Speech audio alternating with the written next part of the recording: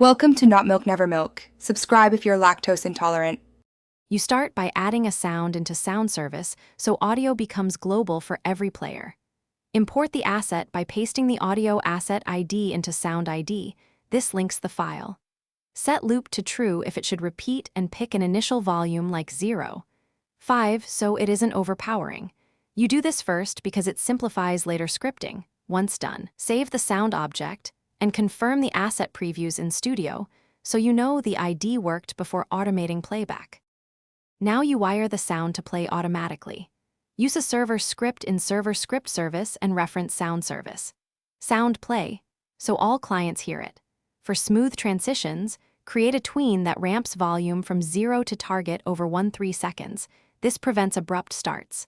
Modify playback speed or time position for sync or variation, and set playback priority if multiple sounds compete. Test and play solo, then start server with clients to confirm behavior across players, before finish by testing in both play solo and start server with multiple clients so you replicate real conditions.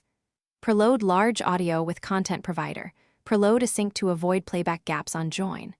When satisfied, save and publish the play so ID resolve online. If something goes wrong, one key check is the sound ID and permissions.